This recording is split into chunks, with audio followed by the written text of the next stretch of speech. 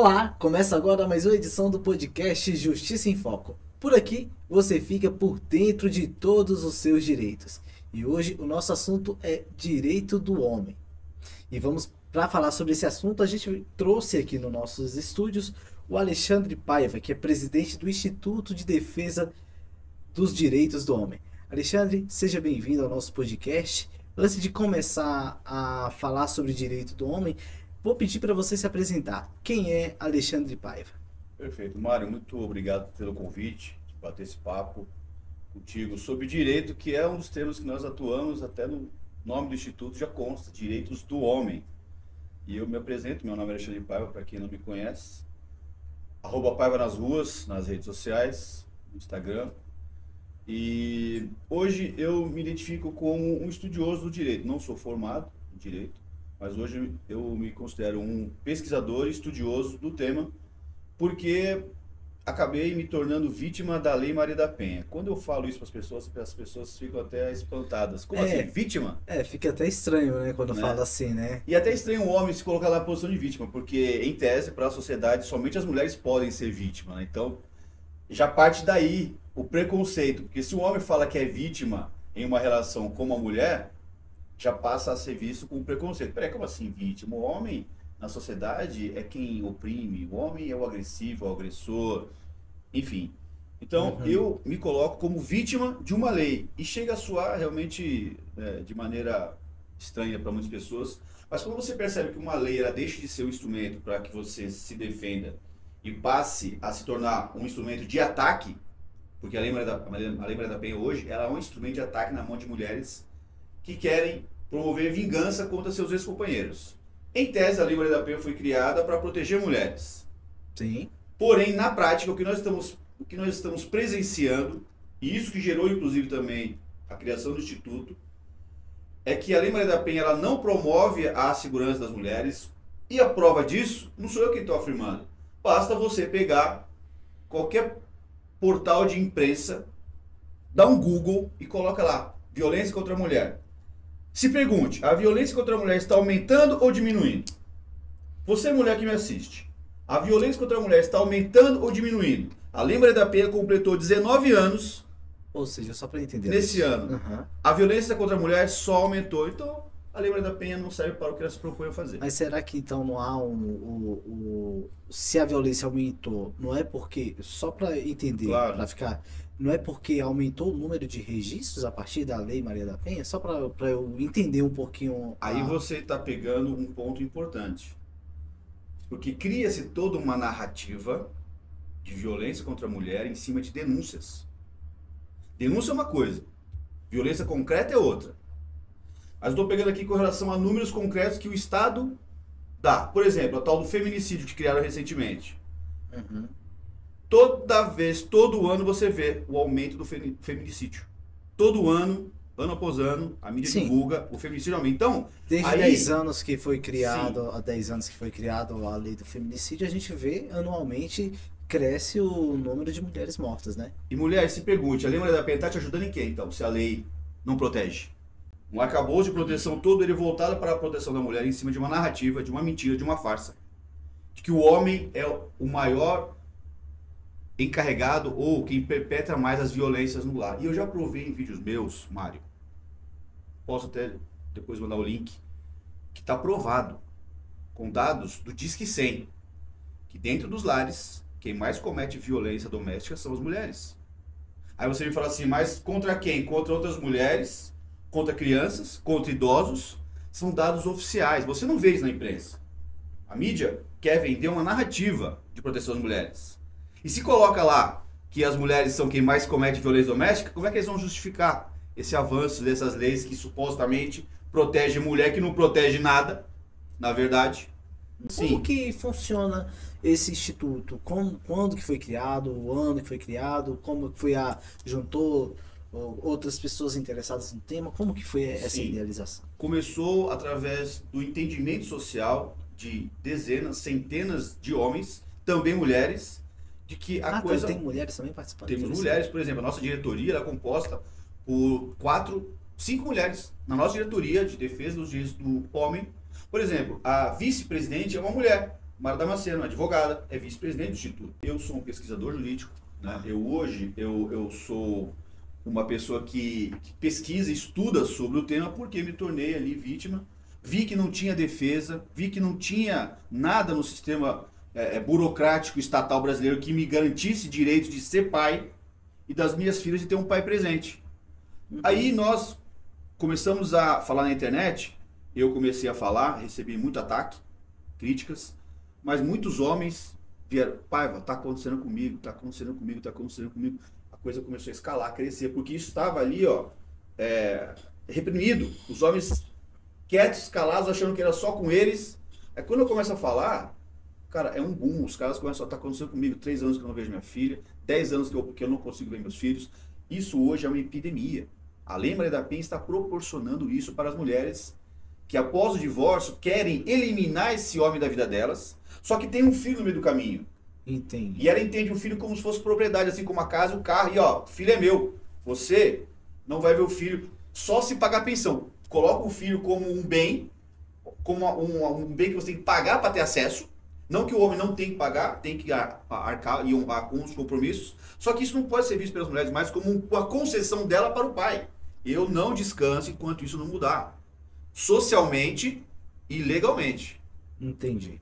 E aí criou, qual foi o ano que tem quantos anos? O Instituto ele é recente, nós temos aproximadamente, vai completar 2 anos agora. É novo, a fundação então. é novo. Assim. Só para você ter uma ideia, já era para ter mais, tá? Nós fomos fortemente impedidos por 2 anos de criar o Instituto. Eu tive que trocar 3 vezes de cartório para fundar, porque a coisa travava burocraticamente. Eu estou fazendo aqui um exercício de imaginação. Eu imagino que alguma feminista deve ter pego o processo. Como é que é? Eu não vou botar o meu carimbo no Instituto de Defesa dos Direitos do Homem e botava na gaveta, E aí tivemos que trocar de cartório 3 vezes. Aí no terceiro enrolaram, sempre inventava uma coisinha para não criar, isso tá errado, isso tá errado. Por que você não falou que estava errado antes, então isso? Sabe, aquela tentativa de evitar que você crie? Alexandre, eu vou fazer só um pequeno intervalo, coisa rápida. A gente vai fazer um breve intervalo, a gente volta daqui a pouquinho. A revista Justiça em Foco traz até você informação qualificada, análise crítica e temas relevantes do universo jurídico e social. Receba em sua casa uma publicação feita para quem acredita no poder do conhecimento e na importância da justiça. Justiça em Foco, à frente dos grandes temas jurídicos. Estamos de volta no nosso podcast Justiça em Foco e o assunto de hoje é Direito do Homem. Quem está falando com a gente sobre esse assunto é o Alexandre Paiva, que é presidente do Instituto Defesa do Homem. Alexandre, agora há pouco você estava falando com a gente a respeito da criação do surgimento desse instituto. Agora eu vou perguntar para você como que funciona a estrutura, como que é a atuação do Instituto Defesa do Homem. Perfeito. Defesa dos direitos do homem, né? Isso aí.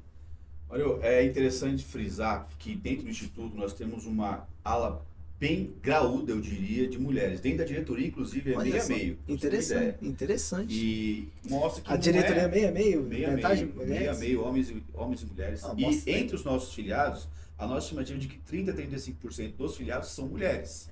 Então, quase que é meio a meio. Como eu falei, muitas mulheres estão sentindo na pele que elas são mães, avós, filho, tem um filho, né? Um homem na vida delas. Então, o Instituto ele veio para entregar para esse homem a certeza de que ele agora tem um instituto que defende diretamente os seus interesses. Porque, infelizmente, no direito hoje, começaram a categorizar todos os setores de defesa. A defesa do índio, defesa do negro, defesa do gay, defesa da mulher. Peraí, o homem ficou de fora? Havia ficado, agora não ficou mais.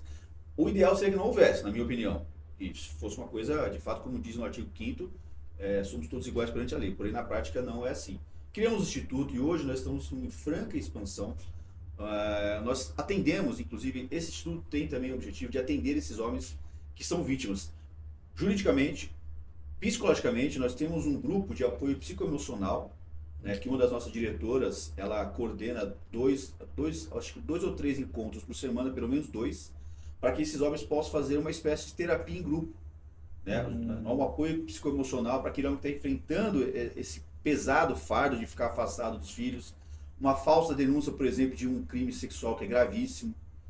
Porque isso, cara, é a coisa mais terrível que um homem pode enfrentar. E principalmente muitas mulheres, para causar mais impacto, acusam aquele homem de ter abusado sexualmente do próprio filho. Imagina na cabeça do filho, na história da família vai entrar isso. Em muitos casos estão sendo provados na justiça que é falsa acusação porque a mulher estava querendo punir o cara. Temos casos de um homem recentemente, a semana foi em 2022 ou 2023, que ele morreu na cadeia com essa acusação. Depois a mulher, não, gente, pelo amor de Deus, eu falei isso só para dar um susto nele, o cara morreu na cadeia. Uma acusação grave como essa. Então nós damos um apoio para esse homem lidar com esse pesado fardo, né? O exemplo prático foi há uns anos o Neymar, né? Exato, o Neymar. É um caso que ganhou mídia, né? Agora, pelo fato do grande cara problema é esses homens comuns como eu e você que não tem mídia.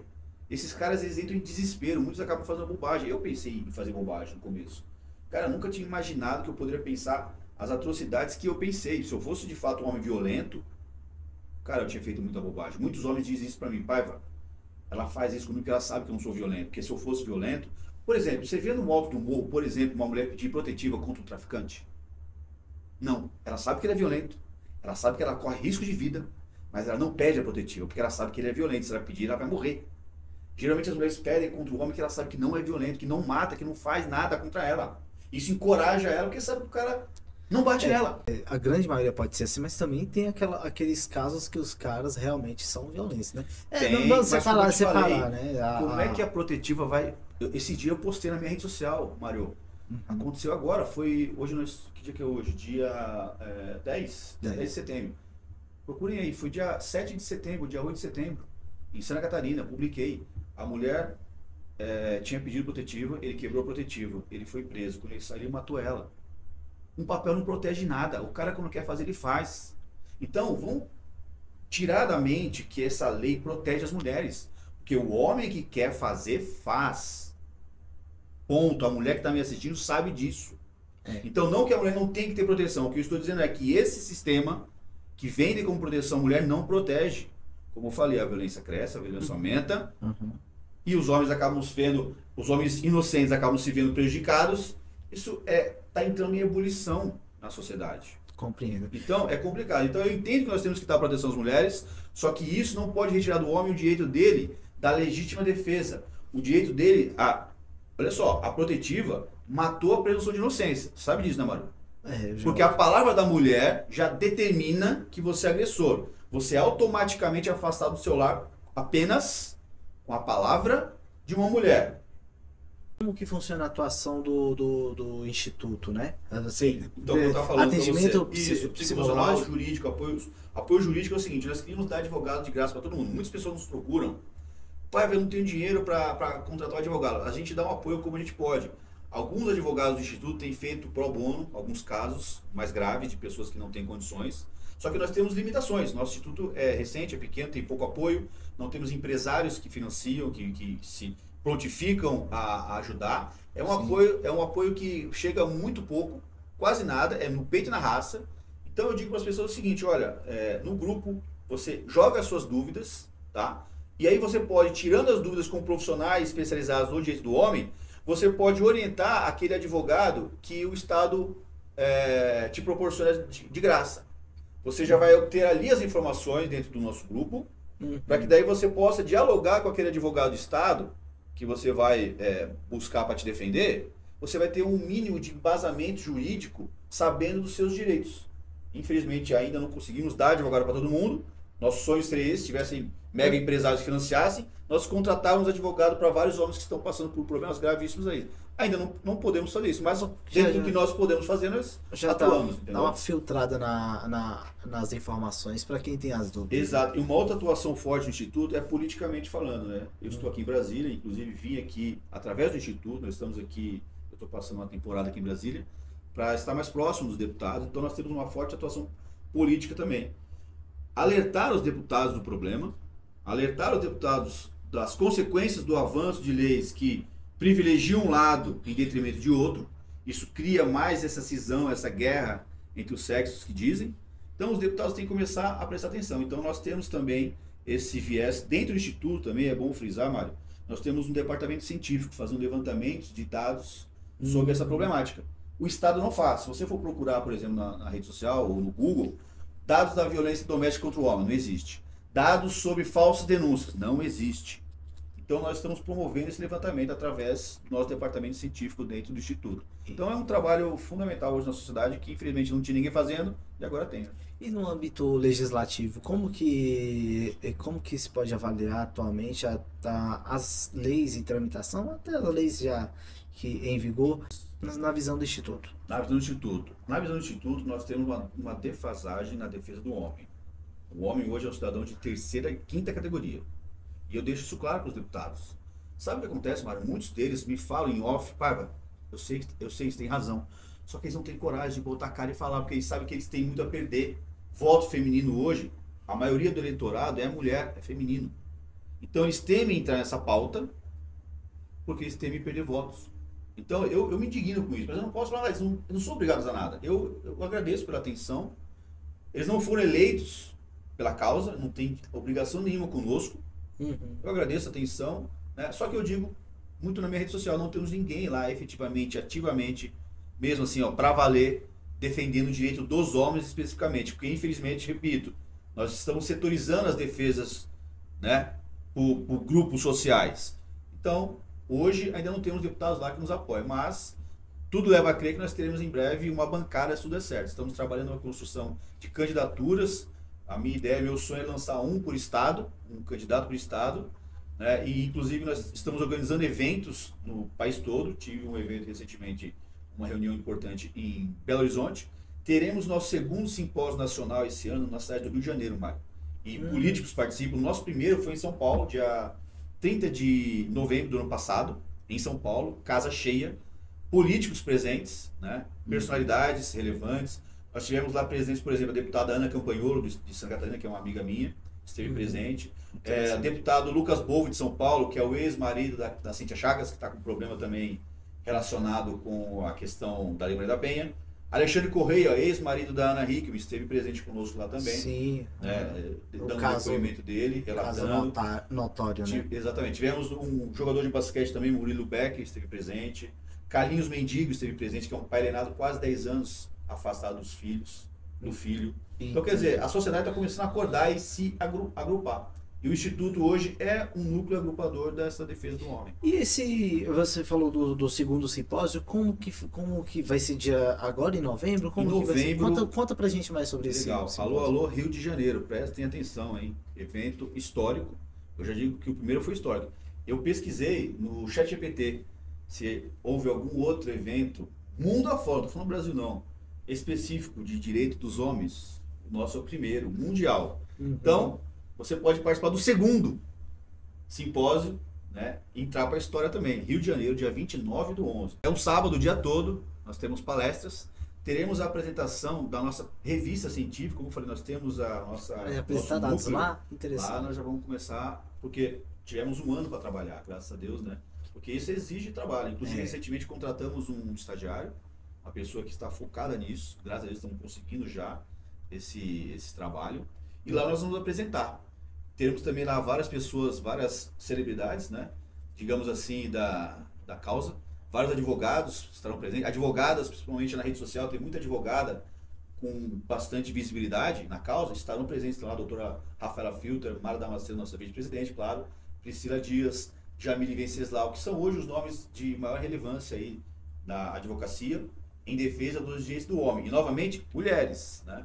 É importante frisar que não é uma luta de homens contra mulheres. É sobre o que é justo, o que é certo, o que é direito, o que é correto. Então nós temos homens e mulheres maus, temos homens e mulheres bons.